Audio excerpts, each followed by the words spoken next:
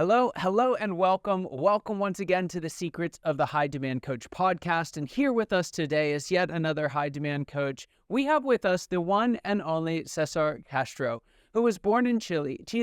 Professionally, Cesar is a psychologist with 2 master's degrees, one in organizational psychology and the other in professional communications. He's also an adjunct professor of interpersonal communications and public speaking at Weber State University in Utah. Cesar has founded 3 companies to help business leaders and entrepreneurs develop more influence and impact through the power of communication and strategic storytelling. He's had the opportunity to coach and train thousands of professionals and leaders from top companies like MasterCard, PepsiCo, Santander, Metlife, and Kia. And he's here with us today. Cesar, I'm so excited about this episode. I'm really looking forward to diving into how we can really leverage the power of stories. My question for you, before we really dive into all that, though, is where did you figure this out? When did you discover the power of stories? Well, first, thank you for the invitation, Scott. And it's actually, I'm going to try to make it a short story because it's kind of a long story. When people ask me about storytelling and how I got into it, it's such a unique skill set that, sometimes people are like, did you learn it? Did you study it somewhere? Did you get certified somewhere? And I always tell them, I've kind of been getting prepared for this my whole life. Because when I was about 7 years old, my family moved from Chile. So I'm originally from Chile, from South America. And they moved to the United States. And, my first few months, I didn't speak English because I had no English background. And by luck, I landed at a school, elementary school, where they were actually piloting like a storytelling program for kids. They were just trying it out. They were seeing, if it worked. And I still remember every Monday when I'd go to class, I'd sit next to the teacher because I didn't speak the language. So she had like a special seat for me to help me. And the first few months, I'd notice that every Monday she would ask kids randomly to get up in front of class and tell a story. And I always thought in my head, this isn't going to happen to me. She's not going to call on me because I can't speak the language, right? And one Monday morning, and I still remember this, even though this happened, more than 30 years ago, I still remember as if it's something that happened yesterday. Because I show up one Monday morning and the teacher, she comes up to me to say hi like she always did. And that Monday morning, she actually said, Cesar, today you to storytell, to contar una historia, right? You tell a story. And I acted like I didn't understand. that was my best tool that I had at that moment. So I said, I no understand, I no entiendo. And she just said, yes, you can do it. And the class started. And she started calling on kids. She would always pick like 4 or 5 random kids to get up, tell a story. So she was like on the 4th kid. And I was thinking in my mind, okay, she's not going to call on me, right? This is, again, I'm about 7, 8 years old at this time. And all of a sudden I hear my name, which is great, but terrifying at the same time, because she says, Cesar, it's your turn. And I get up, I start walking towards the front of the class. My knees are shaking, my hands are sweaty, and I get up in front of my class. And I couldn't speak the language very well, so I just tried to kind of Tarzan and tell a story. I didn't really even, I didn't think it was a great story. It actually took me about 30 seconds. I just told something that I had done the weekend with my family. And once I told that little story, I went and sat back down and I just started looking at the ground. And I was thinking in my mind, you did such a horrible job, Cesar. No one understood your story. You didn't speak well. Your story wasn't good. And when I finally looked up, when I finally got the courage to look up and start looking at my classmates, they were all looking back at me. And they all had their thumbs up like this. They were all going like this. And that moment to me, Scott, and I share this because that moment when I was 7 years old was a life-changing experience. It was the first time that I remember that I personally felt the power of telling a story. And again, it wasn't a great story. It wasn't a Hollywood story. It was just a simple little story. But that moment, being able to get that connection with my classmates, being able to see, oh, wow, like I can speak, I can do this. That changed everything for me. It changed my confidence. It gave me momentum to want to keep learning about storytelling. And actually after that, every Monday I would raise my hand. I wanted to tell stories. And I got so good at it that by the time I was about 11 and 12, I had now picked up the language. I started competing. And I actually won the national storytelling competition here in the United States when I was 12. And I got invited to festivals. And it was something I enjoyed and I did as a kid. Never in my wildest dreams that I think I would be doing this as an adult. But once I entered, the workforce and I studied psychology and I was doing consulting with companies, that's where for the first time that I kind of realized that this was a very unique skill set that leaders, especially directors and managers of these companies that I was working with, they wanted to learn. Because a lot of what you do in your day-to-day, if you're a founder, if you're an entrepreneur, 70, 80% of your day-to-day is related somehow to communication, whether that be digital or public communication or interpersonal communication. So we communicate a lot. And if I were to tell you, Scott, look, you're going to have this job and 70, 80% of your job is going to be to communicate, you better be really good at it, right? Because that's a big part of your job. And even though leaders, managers, founders, entrepreneurs, they know that they have to communicate a lot, one thing that I always run into is, okay, I know I got to communicate, but how do I communicate? And how do I do it in a way that really connects and inspires and generates influence? And that's where I think storytelling comes in as a powerful skill, as a powerful communication tool to help you generate that impact in your audience. I love that. What a great story. What a great concept. So the question that I have for you, something that jumped out as I was getting ready for this episode, was this idea of strategic storytelling. Because we've all been at the wedding where the guy got up and told the story that one never ended and two had no point. And, he got most of the details wrong because he had a little too much to drink already. We've all heard stories that are told that they're just where is this going? Yeah. How do we take storytelling and actually make it strategic storytelling? Yeah. So I think this is a really good question because a lot of times people don't understand the difference. Storytelling, if we just look at the definition, it's the art of communicating by using stories. Yeah, that's storytelling. And it's actually something we all do.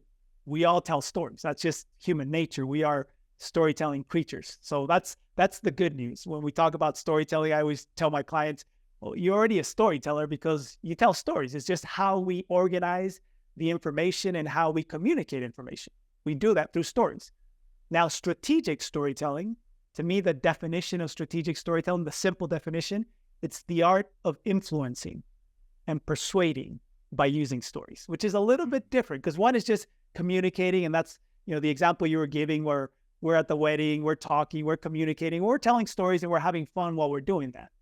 But whenever we want to get our message across and we want to make sure that the message or the idea really hits home, in our mind, in our hearts, that's where strategic storytelling comes in. And the main difference here is just there's more of an intention to it. So when you're telling stories, with your friends, you're just telling stories. And sometimes you'll come up with ideas and stories. You'll remember things that happened and you'll kind of, tell stories and they'll tell those stories. And that's how we create relationships as well. Strategic storytelling, you actually start strategic storytelling by first defining what is that message or the idea that you want to get across. So first defining that is important. And once you know what is the idea or the message that you want to get across, now you start looking for specific stories that will help you to communicate that idea effectively. Yeah. I love that because one of the places I feel like I see a lot of folks get this wrong is in the idea of kind of an origin story. Now, whether they would call it that or not, I see a lot of folks, especially in professional services, who are kind of telling their story as if we all want to know the factual, series of events that led to them starting this business, right? Yeah. And it's just missing, the whole time you're sitting there listening to it. I know for me, I'm sitting there thinking why does this matter to me? What am I supposed, and so how do you help folks to really approach something like an origin story that's so close to them and so personal and turn that into a strategic story that actually helps them communicate an effective message? Yeah, I think there's an important principle that, I want you to tattoo in your brain is stories are a vehicle. Stories are a vehicle. They're a means to an end, right? The end is usually that idea or that message that you want to get across. And obviously you want that idea or message that you're trying to get across to be something of meaning or value to the audience. So this question you asked is, what does this have to do with me, or why should I care? That is a question that your audience will always be asking themselves. So if you're telling a story and you're just telling it because it's your story, because you think it's cool, because you want to share it, but it has no meaning or purpose or no value to the audience, like you said, people will tune out. People will tune out. But that's because we're not understanding that the story is just the vehicle to get somewhere. So I talk a lot about storytelling, right? And I teach my clients how to create and structure great stories. But I always tell them the most important thing is the idea or the message that you want to get across. Now, we're starting from the basis that that message or idea that I want to get across will add value to my audience. Because if it's not going to add any value to your audience, or it's not something that your audience, resonates with or connects with, then you can tell all the, the greatest stories in the world, and they'll be fun, and people will be like, oh, that was a cool story, that was a fun story, but what do I have to get out of this? Why did he tell me this story? I have no idea. So there's a method that I teach, a very simple 4-step method when we talk about structuring stories. It's actually a Spanish word, which is easy to remember. The word is cosa, which means thing in English, okay? Cosa has 4 letters, C-O-S-A. And I always tell people, when you're structuring a story, remember these four letters, cosa. Why? Because every story needs to have a context. Context is where your story begins. Usually you answer the question of when did it happen, where did it happen, and who did it happen to. Every story needs to have an obstacle, the O, right? The conflict. There needs to be a conflict in a story, or else it's not going to be a good story. Every story needs a solution. That's the S. Okay, the solution, the happy ending of the story, the transformation of the main character. And the A, which is to me what makes this whole process strategic, is the application. Cosa, application. The application refers to how is the audience going to apply this? What does this have to do with them? So that is actually part of what makes the whole process strategic, is that you start thinking first, what is it that you want the audience to do? Yeah. What is it that you want to give them? And then you reverse engineer and you build the story, making sure that message that you want to get across reaches the audience. Again, a story is a vehicle, but the idea or the message is the end, is the place where you want to take them. So I can imagine there's some folks listening to this and they're leaning in, right? They might be onto something here, but they're like, so does that mean that I have to like tell parables on my sales call? Like, do I have to talk like Jesus, or like, what are there some like categories of really common types of stories or classifications of stories, or maybe even more helpfully, where should we start looking at our current work to say, hey, this is a place where a story would be helpful? Yeah.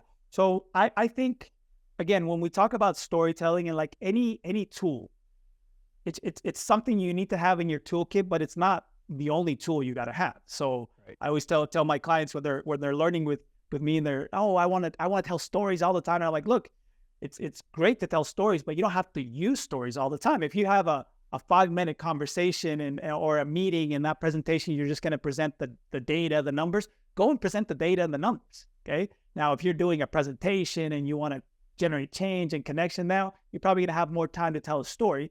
But depending on what you're trying to accomplish, for example, if we're talking about a sales process, a lot of times the sales process can be long.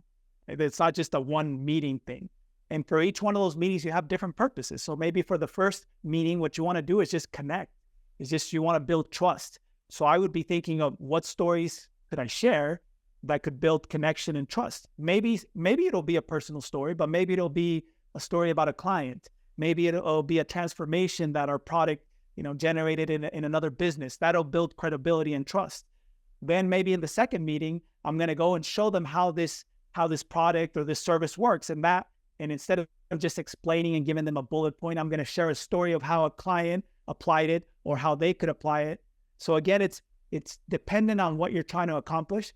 I work a lot with business leaders and directors in big companies, And usually when they're doing presentations, there's always some kind of an idea or a message that they're trying to get across to their teams.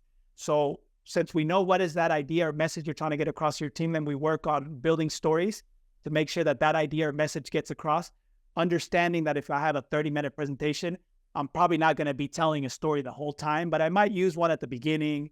I might use one to teach or to be able to reinforce a concept. And I'll definitely use one at the end to try to inspire and motivate the team. Yeah, I love that. I love that. So Cesar, there's a question that I like to ask all my guests. I'm going to fire it your way.